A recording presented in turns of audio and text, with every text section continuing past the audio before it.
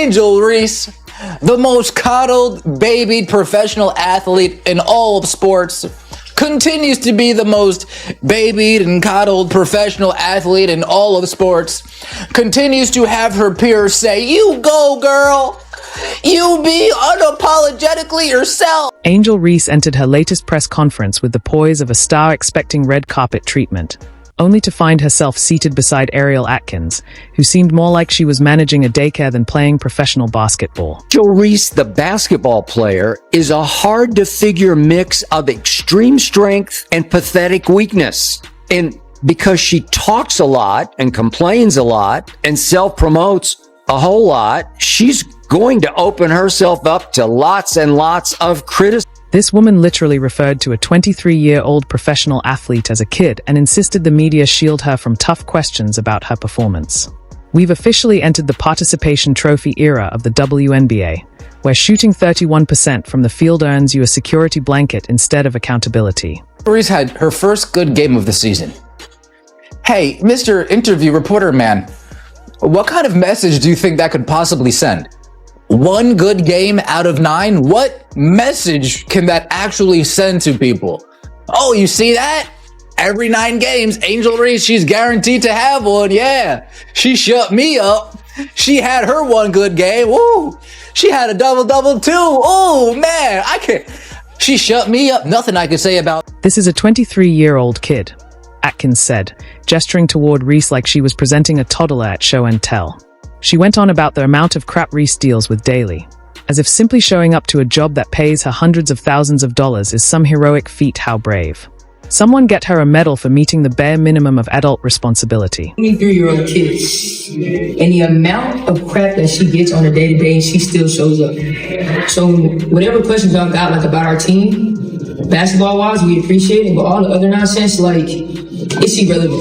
We here to play basketball and do what we do. We having a hard time right now at the end of the day. Just a 23-year-old kid who handles herself with grace. Her crown is heavy. So whatever else, y'all want to come at her for the way that she acts, she has to build the wall. She has to have the wall. Because if she doesn't, people will break her down. Not only just because of the way she looks, but because of the way she carries herself. She doesn't just walk around and act like, oh, I'm this. No, she knows who she is. And we ain't gonna break her down for that. So whatever other questions y'all got, I'm hoping it's just about basketball, maybe a box score question. But the kid's crown is heavy. Respect that. I know today wasn't as you expected, but how does it feel to win BET Sports Woman of the Year? But here's the kicker. Atkins insisted that reporters stick strictly to basketball-wise questions, dismissing everything else as irrelevant nonsense. This isn't elementary school recess. These are professional athletes who willingly step into the public spotlight and earn their paychecks based on performance. It's a part of it, unfortunately. It's a part of it. Being famous, being popular, it all comes with it, right? The good, the bad. Absolute audacity. Watching Angel Reese get emotional during a press conference over her poor play, only for Atkins to swoop in like some kind of basketball superhero to save the day. She actually said, her crown is heavy. Heavy what crown? The crown of slipping from an already shaky 39% field goal percentage to a historically bad 31%. If that's the crown we're talking about, then yes, it's heavy.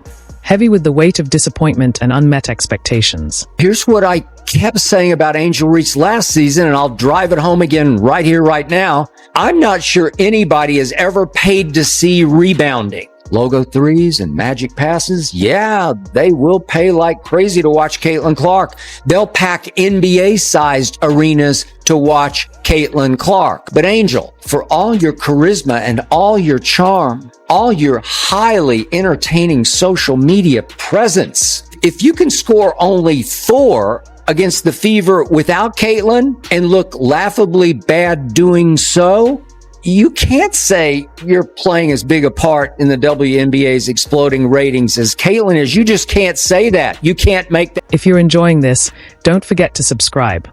But now, let's address the elephant in the room. The hypocrisy's so thick you could slice it with a butter knife.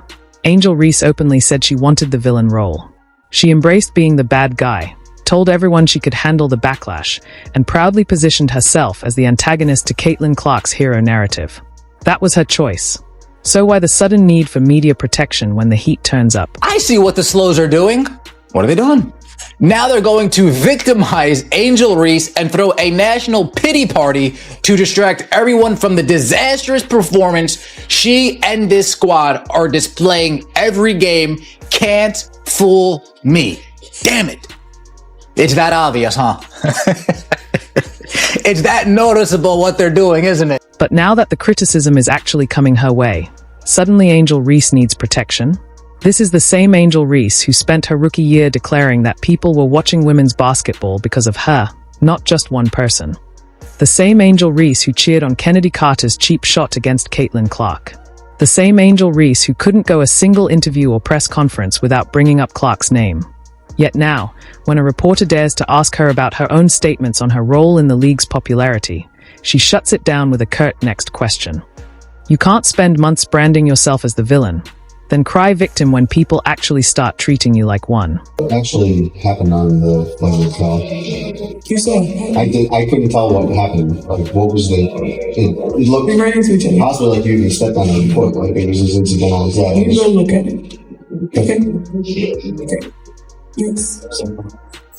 Let's be crystal clear about what we're witnessing this season, a complete and utter collapse.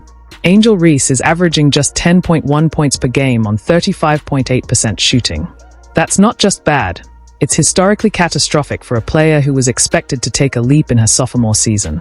She's taking 7.3 shots per game in the restricted area and converting only 31.8% of them. For context, that's worse than any player in WNBA history who's attempted at least 5 paint shots per game. This isn't a slump. It's a breakdown of fundamental basketball skills. And yet, the media and her supporters continue to push the narrative that she's on the same level as Caitlin Clark. So let's do a little math. Clark, as a rookie, is averaging 17.1 points and 8.2 assists per game, leading the entire league in assists. Reese, 13.6 points and just 1.8 assists this season. While Clark is putting together an MVP-caliber campaign, Reese is shooting like she's wearing oven mitts. But we're still supposed to pretend this is a rivalry. No, this isn't a rivalry. It's a masterclass versus a meltdown. It's about sports. This is about athletic ability. You know what I'm saying? And when you look at Caitlin Clark's game, who's very reminiscent of a Steph Curry based on her range and the three, plus everything else she does. And then you look at Angel Reese. Stop it. The Chicago Sky made major moves this offseason specifically to support Angel Reese. They traded away the third overall pick for Ariel Atkins, brought in veteran leadership, and reshaped the roster around Reese and Camila Cardoso. And what do they have to show for it? A 2-6 record and the worst point differential in league history through their first 8 games. ESPN even ranked their young core 7th in the league, citing Reese's underperformance as a key reason for the low ranking. But here's where it gets really rich. When pressed about her poor finishing at the rim, Reese refuses to answer. When asked about her struggles, she gets defensive and shuts down, dodging accountability.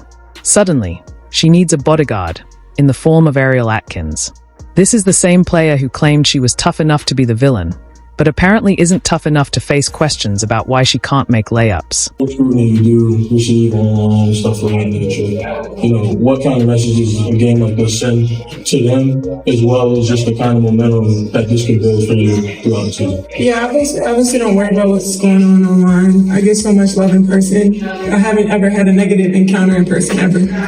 And I've been going through this for 3 years. I've never had an encounter in person that was negative. So people online are behind the keyboard for a reason, and I don't worry about that stuff. I trust my work. My teammates trust me. And I was telling Milla today, like, she felt like she was having a rough day, and I was like, how many times have I had a rough day? And you picked me up. So don't get down on yourself. I know my teammates have my back, my coaches have my back, and that's all that really matters. I don't have to prove anything to anybody but myself and my teammates. Second row on the left. And then Atkins has the nerve to say Reese handles herself with grace. Grace. Is that what we're calling it when someone celebrates teammates committing flagrant fouls? When they refuse to answer legitimate questions about their performance? When they trash talk about having special whistles but can't handle the heat when their own play is scrutinized? Because if that's grace, we'd hate to see what Atkins thinks poor sportsmanship looks like. The most frustrating part of this entire circus is watching the double standard unfold in real time. Caitlin Clark gets hammered with flagrant fouls, takes cheap shots, and handles every question with poise and professionalism.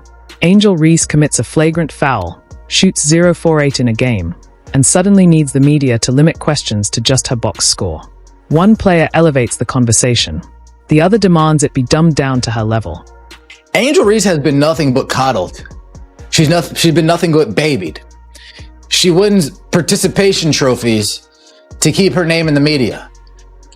Over gold medalists, over Olympians, over people who actually instill change. I'm not sure where, other than online, where any of this negativity can really come from.